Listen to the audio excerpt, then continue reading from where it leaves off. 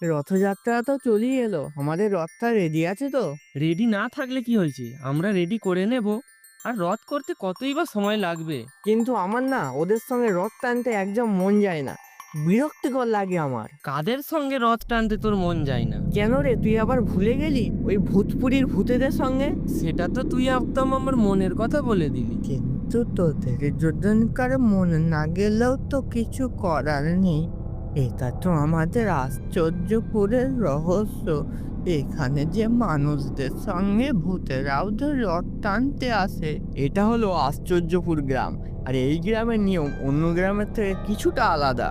এখানে যে মানুষের সঙ্গে ভূতেরাও মিলেমিশে থাকে। আর এইখানে প্রতি বছর শ্রী জগন্নাথ দেবের রথযাত্রা বের হয়। আর ওই রথের টান মানুষের সঙ্গে যে ভূতেরাও দেয়। সেটা না হয় হলো দাদু, কিন্তু ওদের সঙ্গে যে রথ টানতে একটু পছন্দ হয় না। এখানে তমল দাদু একদম ঠিক কথাই বলেছে। আমারও ওদের সঙ্গে রথ টানতে একদমই মন যায় না। তা বললে হয় নাকি বাবারা, এটা তো আমাদের গ্রামের এক ঐতিহ্য। এই গ্রামের লোকেরা আজ অব্দি ওই নিয়মটাই পালন করে এসেছে। এরম করলে তো হবে না বাবারা। আমরা বলে দিয়েছি মানে আমরা আর টানবো না, এটাই আমাদের শেষ কথা। চল অমিত এখান থেকে। তারপর ওরা দুজন হাঁটতে হাঁটতে ওখান থেকে চলে যায়। কি যে হচ্ছে আমি তো কিছুই বুঝে উঠতে পারছি না। ঠাকুর, তুমি সবাইকে দেখে রেখো। এখন তোমার হাতে সব। জয় জগন্নাথ।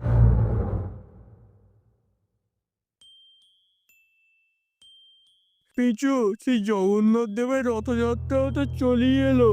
এবার তুই যাবি তো রথ টানতে? হ্যাঁ, যাব না কেন, নিশ্চয়ই যাব।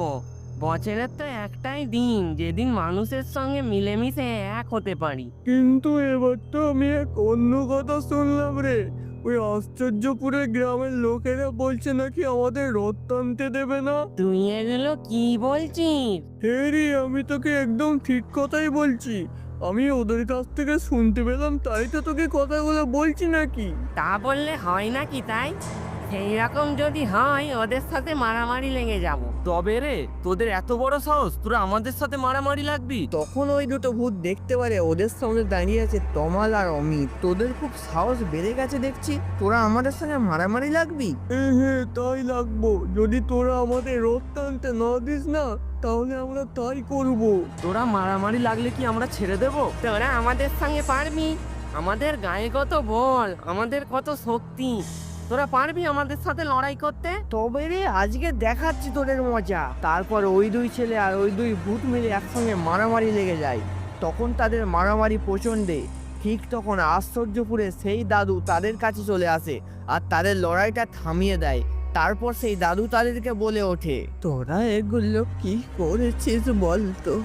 তোরা একসঙ্গে মিলেমিশে থাকতে পারিস না কেন? আমার যে বাপ ঠাকুর দ্বারাও দেখে এসেছে, এই গ্রামের রথ ভূত আর মানুষ মিলেই টেনেছে। সেটা আনতে পারে, কিন্তু এখন থেকে ওটা আর হবে না। হ্যাঁ, এখন থেকে আর ওটা হবে না। এখানে খালি রথ টানবে ভূতের দল। কারা রথ টানবে সেটা দেখাই যাবে। ঠিক আছে, যেই দল আগে রথের কাছে গিয়ে পৌঁছাবে সেই দলই রথ টানবে। আর যেই দল পারবে না ওই দল রথ টানবে না। রাজি আছিস? হ্যাঁ হ্যাঁ, আমরা রাজি আছি। আর তোদেরকেও বলে দিলাম, রথ তো আমরাই টানবো। তারপর ওরা ওখান থেকে সব চলে যায়। খালি ওইখানে দাঁড়িয়ে থাকে সেই দাদু। হে ভগবান, এটা কি হয়ে গেল এদের সঙ্গে? এদের মাথায় এবার তুমি একটু সুবুদ্ধি দাও। এরম ভাবে যে ঝগড়া ঝগড়ি চলতে থাকলে কোনো বড়সড় বিপদ হয়ে যেতে পারে। তুমি পারো এদের সবাইকে রক্ষা করতে। হে ভগবান, রক্ষা করো, তুমি রক্ষা করো। তারপর দেখতে দেখতে চলে এলো সেই রথের দিন।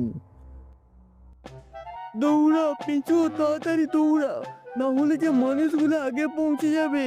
হ্যাঁ, আমি আমার সর্বোচ্চ ক্ষমতা দিয়ে দৌড়াচ্ছি, দেখ না আমরা আগে পৌঁছাবো। তারপর দৌড়তে দৌড়তে কিংসুক ভূত আর পেঁচে ভূত রথতলায় গিয়ে পৌঁছায়। আর রথতলায় পৌঁছে ওরা দেখতে পারে তাদের সামনে দাঁড়িয়ে আছে অমিত আর তমাল। বাজি অনুযায়ী আমরাই আগে পৌঁছেছি, তাই রথ টানবো আমরাই। তোরা কিছু করতে পারবি না, খালি দেখবি। এটা কি হলো কিংসুকদা? আমাদের সঙ্গে এটা কি হলো? আমরা তাহলে কি অন্য বছরের মতো এবছর রথ টানতে পারবো না? ওরা তো দেখছি আমাদের আগেই পৌঁছে গেল। বাজিটা তো এটাই ছিল রে পেঁচো। আমরা তো এখন আর কিছুই করতে পারবো না, খালি আমাদের দেখতেই হবে ওরা রথ টানছে। হ্যাঁ, তোরা খালি এখন দেখবি আর রথ টানবো আমরা। তমাল, তুই একদম ঠিক কথাই বলেছিস। এবছর খালি আমরা দুজন রথ টানবো আর ওরা দুজন দেখবে। চল তাহলে এবার রথ টানা শুরু করা যাক। তারপর তমাল আর অমিত মিলে রথ টানতে শুরু করলো, কিন্তু তখনই হলো একটা অঘটনা। তারা দুজন রথের দড়ি ধরে যতই টান দিচ্ছে, কিন্তু রথের চাকা একটুও নড়ছে না। তখন অমিত বলে উঠলো, এটা কি হচ্ছে তমাল? রথের চাকা তো একটুও নড়ছে না। তোদের গায়ে জোর নেই তাই তোরা টানতে পারছিস না, এইটা বল না। তোদের গায়ে খুব জোর মনে হচ্ছে, তাহলে তোরা একবার এসে টেনে দেখ না। চালতা কিংসুকদা, এদের দ্বারা দেখছি কোনো কিছুই কাজ সম্ভব নয়। চল আমরা দুজনেই রথ টেনে দেখে দিই। তারপর ওই দুটো ভূত গিয়েও রথ টানতে আরম্ভ করলো, কিন্তু তখনও রথের চাকা একটুর জন্যও নড়লো না। এটা কি হচ্ছে? রথের চাকা তো দেখছি একটুর জন্যও নড়ছে না। এটা কি হচ্ছে অমিত? আমরা রথের চাকা একটুও নড়াতে পারছি না কেন? নড়াতে পারছিস না তার একটাই কারণ। তখন তারা চারজন দেখতে পেরে সেই আশ্চর্যপুরের দাদু তাদের সামনে আবারও চলে এসেছে। হ্যাঁ দাদু, কি হচ্ছে আমাদের সঙ্গে এটা? রথের চাকা তো দেখছি একটুর জন্যও নড়াতে পারছি না আমরা। আরে খ্যাপারা, আমি তো তোদের আগেই বলেছিলাম এটা আশ্চর্যপুরের রথ। এই রথের টান যে মানুষ ভূত দুজনা মিলেই দেয়। এই দৃশ্য যে আর কোথাও দেখা যায় না।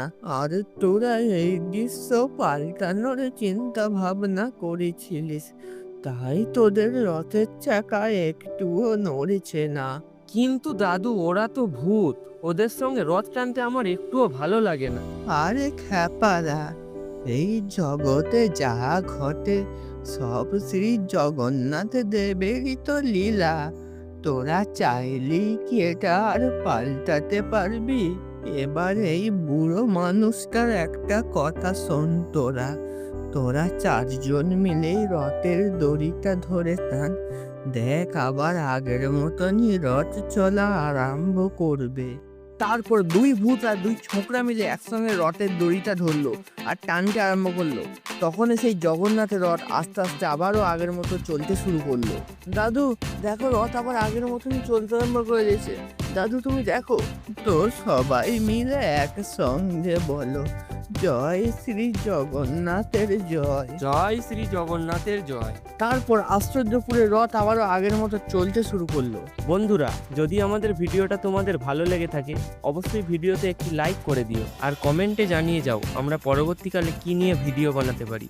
আর যারা যারা চ্যানেলে নতুন আছো তারা অবশ্যই চ্যানেলটিকে সাবস্ক্রাইব করে দাও।